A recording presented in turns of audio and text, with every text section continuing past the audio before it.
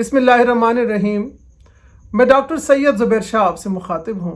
अपने मौजू के हवाले से मुझे कोई ऐसा दावा नहीं है कि यह बिल्कुल अनोखा या अछूता मौजू है, लेकिन मैं ये कह सकता हूँ कि अपनी नौइयत का अहम मौजू ज़रूर है, क्योंकि मैंने देखा है कि बेशतर जामियात में जब मकामी ज़ुबानों या मादरी ज़ुबानों के लिए किसी सेमिनार का इनेकाद किया जाता है तो वहाँ इस ज़ुबान को नज़रअंदाज किया जाता है।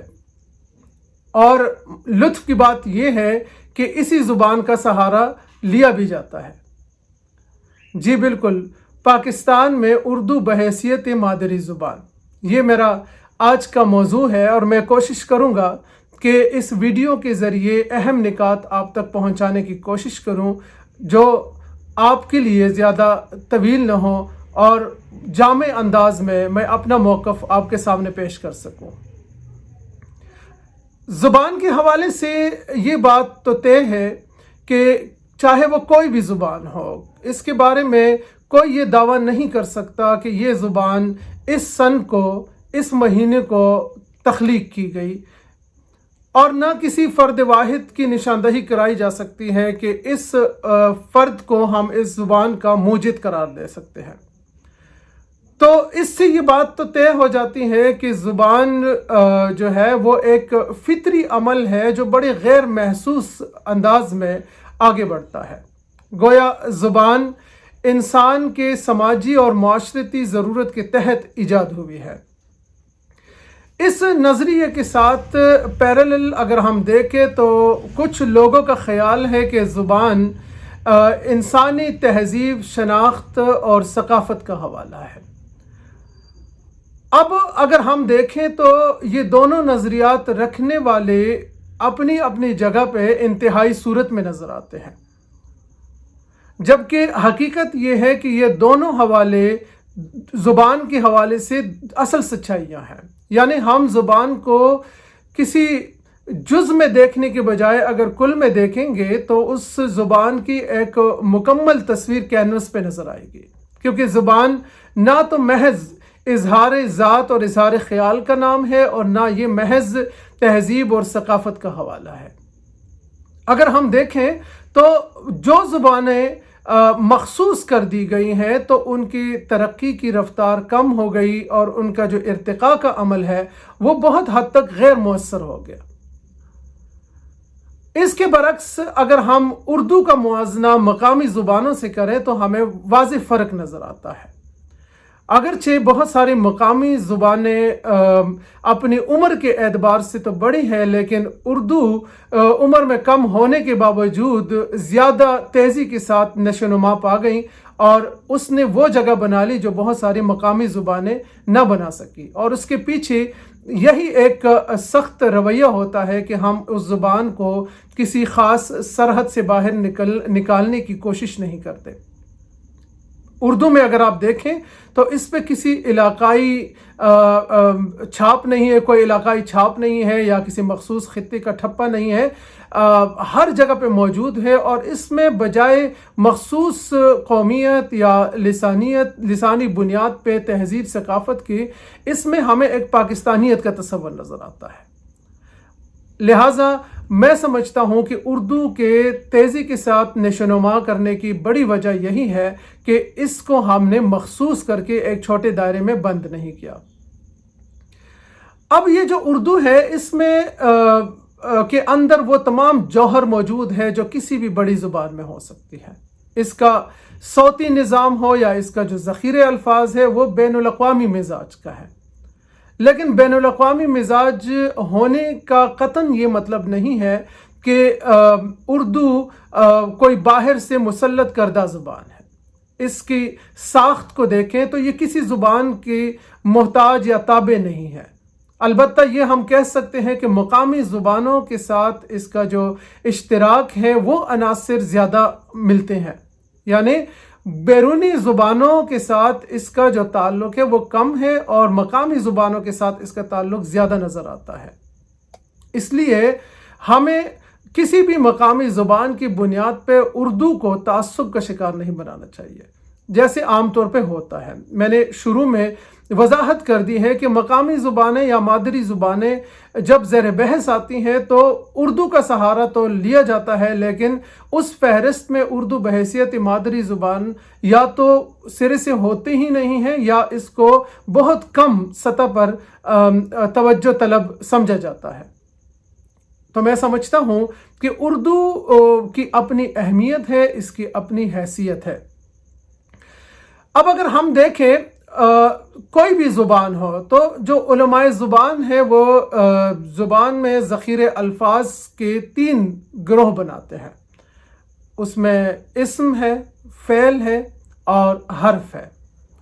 اگر اسم کے حوالے سے دیکھیں تو اردو میں تقریباً تمام زبانوں کے اسماء آپ کو مل جاتے ہیں، عربی کے، فارسی کے، انگریزی، ترکی اور مقامی زبانوں کے۔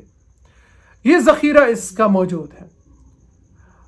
لیکن جو دوسرا حصہ گروہ ہے فعل یا افعال جس کو ہم کہتے ہیں، تو افعال کسی بھی زبان میں بنیادی حیثیت رکھتے ہیں۔ اردو میں اگر افعال کے نظام کو ہم دیکھیں تو یہ خالصتاً مقامی نظر آتے ہیں۔ اٹھنا، بیٹھنا، جاگنا، سونا، کھانا، پینا، چلنا، پھرنا، تمام افعال جو ہے یہ مقامیت کے رنگ برنگے ہوئے ہیں۔ اسی طرح ہم حرف کو لے لیں یا حروف کو لے لیں تو وہ تمام حروف ہمیں مقامی نظر آتے ہیں، سے، تک، پر، ساتھ، یہ تمام چیزیں آپ دیکھیں یہ حروف سارے مقامی زبانوں میں ہیں یا مقامیت کے تحت اردو کا حصہ بن چکے ہیں۔ لہٰذا ہم اگر یہ دیکھیں تو اردو کا جو رشتہ ہے وہ اس تہذیب کے ساتھ، اس کلچر کے ساتھ، یہاں کے ماحول کے ساتھ زیادہ گہرا ہے۔ یہ کوئی ایسی زبان نہیں ہے جو باہر سے لائی گئی ہے جس طرح عام لوگوں کا ایک تاثر، ایک خیال ہوتا ہے۔ اس لیے میں سمجھتا ہوں کہ اگر بالفرض ہم اپنے اظہار کے لیے مقامی زبانوں کے علاوہ انگریزی کو اظہار خیال کا ذریعہ بناتے ہیں تو کیوں نہ ہم اردو کو بنائیں جس کے ساتھ ہمارا ایک تہذیبی اور ثقافتی رشتہ موجود ہے۔ اب اگر یہاں پہ کسی کو یہ محسوس ہو کہ ایسا کرنے سے ممکن ہے کہ اردو ہماری زبان کی جگہ لے لے تو اس کو میں محض ایک داخلی خوف ہی سمجھتا ہوں، اور اس کی وجہ ہے۔ وجہ یہ ہے کہ ایک تو اردو نے کبھی بھی مقامی زبانوں کے ساتھ اپنا مقابلہ نہیں کیا، بلکہ اس کے ساتھ وہ ایک رشتے میں جڑی رہی ہے۔ دوسرا یہ ہے کہ جس قسم کی مسائل سے مقامی زبانیں دوچار ہیں اسی قسم کے مسائل سے اردو زبان بھی دوچار ہے، بلکہ اردو نے شاید زیادہ سخت حالات دیکھے ہیں۔ ہندوستان میں اس کو مسلمان زبان کہہ کے رد کرنے کی اور مٹانے کی کوشش کی گئی۔ پاکستان میں اس کے بارے میں یہ ایک تاثر پیدا کیا گیا کہ یہ باہر سے لائی گئی زبان ہے۔ تو زبان کا نہ تو کوئی مذہب ہوتا ہے نہ کوئی عقیدہ ہوتا ہے، اس لیے اس بنیاد پہ اردو کو نقصان پہنچانا انتہائی نامناسب ہے۔ اسی طریقے سے اگر کسی کو لگتا ہے کہ باہر سے مسلط شدہ زبان ہے تو آپ تاریخ اٹھا کے دیکھ لیں، اردو کے بارے میں آپ کو ایک حقیقت ملے گی کہ یہ اسی سرزمین، اسی خطے کی پیداوار ہے، یہیں پہ پیدا ہوئی، یہیں پہ پلی بڑھی، اور وقت کے ساتھ ساتھ عہد بعہد اس کی تراش خراش ہوتی رہی اور اس کے لب و لہجے میں تبدیلیاں آتی رہی، لیکن ہے یہ اسی سرزمین کی پیداوار، تو باہر سے نہیں لائی گئی ہے۔ لہٰذا اس غلط فہمی کو بھی دور کرنا چاہیے۔ اس کے علاوہ اگر ہم دیکھیں تو اردو میں اشاعت کا جو سلسلہ ہے وہ بھی کوئی ایسا حوصلہ افزا نہیں ہے۔ کتب ہوں یا رسائل ہوں تو ان کی آپ زیادہ سے زیادہ تعداد دیکھیں گے تو وہ 1000 تک پہنچ جاتی ہیں۔ اب اگر 1000 کی تعداد میں رسالہ یا کوئی کتاب شائع ہوتی ہیں تو اس کے بکنے میں 10 سال لگ جاتے ہیں۔ اب یہاں پہ کوئی مقصد میرا کوئی مایوسی پھیلانا نہیں ہے، لیکن وہ جو حقیقی صورتحال ہے اس سے آگاہ کرنا ہے کہ اردو سے ہمارے مقامی زبان کو کسی قسم کا خطرہ لاحق نہیں ہے، اور اردو یہاں پہ بولی جانے والی ایک بڑی زبان ہے، اور کئی نسلوں نے اس کو قبول کیا ہے، اور اس قبولیت کے بعد اب یہاں پہ ایک کثیر تعداد ہے جو اردو کو بحیثیت مادری زبان آن کرتے ہیں، اس کو بولتے ہیں، اور وہ نسل در نسل منتقل بھی ہوتی رہتی ہے۔ لہٰذا ہمیں یہ دیکھنا چاہیے کہ اردو اگر اس خطے کی پیداوار ہے، پاکستان میں بولی جاتی ہے، تو جب ہم مقامی زبانوں یا علاقائی زبانوں کی فہرست بناتے ہیں تو اس میں ہمیں اردو زبان کو بھی رکھنا چاہیے۔ حکمرانوں کی جو بے نیازی ہے وہ اپنی جگہ پہ ہے۔ آپ اگر دیکھیں تو عدالتوں کے فیصلے موجود ہیں کہ اس کو دفتری زبان کا درجہ دیا جائے، لیکن ہمارے ہاں عدالت کے اس حکم پر بھی عمل درآمد نہیں کیا جاتا۔ آئین میں بھی اس کا جو حق مقرر کیا گیا ہے وہ حق اس کو نہیں دیا گیا۔ لہٰذا ہم عوامی سطح پہ، کیونکہ زبان کا براہ راست تعلق عوام کے ساتھ ہوتا ہے، اور یہ معاشرے کے سہارے ہی آگے بڑھتی ہے، معاشرے کے سہارے ہی زندہ رہتی ہے۔ لہٰذا ایک معاشرتی سطح پہ ہمیں یہ کوشش کرنی چاہیے کہ ہم اردو کو اس کا جو طے شدہ حق ہے، جو اس کی جگہ ہے، وہ اس کو دے دے۔ میں یہاں پہ آپ کے ساتھ 2023 کی ایک رپورٹ جو سرکاری رپورٹ ہے اس کے کچھ اعداد و شمار شیئر کرتا ہوں۔ آپ کو اندازہ ہو جائے گا کہ میں نے آج کا یہ موضوع کیوں چنا کہ اردو کو بحیثیت مادری زبان ہمیں آن کرنا چاہیے اور اس کے لیے کام بھی کرنا چاہیے۔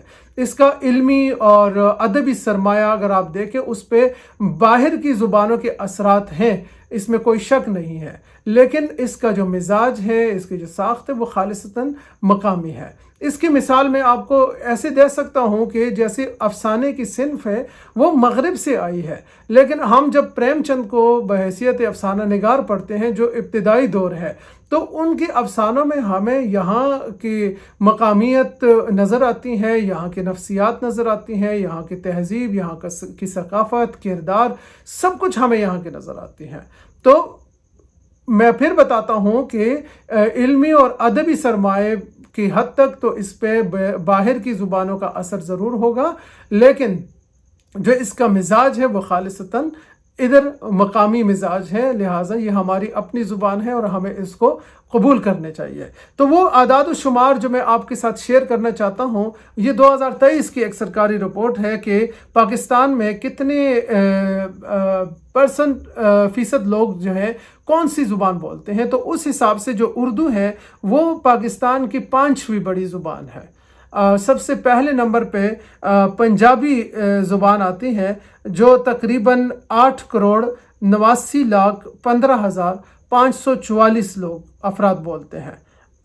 اس کے بعد جو دوسری بڑی زبان ہے وہ پشتو ہے، اور پشتو بولنے والوں کی جو تعداد پاکستان میں ہے وہ 4,36,33,946 افراد ہے۔ اور پھر اس کے بعد تیسری نمبر پہ سندھی زبان ہے۔ سندھی جو ہے بولنے والوں کی تعداد 3,44,01,564 ہے۔ اور چوتھے نمبر پہ سرائکی زبان ہے۔ سرائکی میں بولنے والے 2,88,49,570 افراد پر مشتمل ہے۔ اس کے بعد جو نمبر آتا ہے وہ اردو زبان کا آتا ہے، اور اردو بولنے والوں سے مراد وہ لوگ جو اردو کو مادری زبان کہتے ہیں، جو وہ اون کرتے ہیں کہ یہ ہماری مادری زبان ہے، ان کی تعداد 2,22,49,307 افراد ہے۔ تو جب ایک زبان کے بولنے والے کروڑوں میں موجود ہوں تو کیوں نہ ہم اس کو ایک مادری زبان کی حیثیت سے تسلیم کریں۔ ہمارے ہاں ہم دیکھیں کہ جب اس طرح کے سیمینارز ہوتے ہیں تو بلوچی، ہندکو، شینا، کھوار، بلتی، اس قسم کی زبانیں جن کی بولنے والے تعداد میں بہت کم ہے۔ میں سمجھتا ہوں کہ ان زبانوں کے لیے بھی بہت سنجیدہ کوششیں ہونی چاہیے، اس کے لیے ان زبانوں کے لیے بہت کام کرنا چاہیے۔ لیکن اگر وہ زبانیں زیر بحث آ سکتی ہیں تو اردو بولنے والے کروڑوں میں موجود ہے، لہٰذا بحیثیت مادری زبان پاکستان میں اردو پر بھی بات ہونی چاہیے۔ آپ سب کا بہت شکریہ۔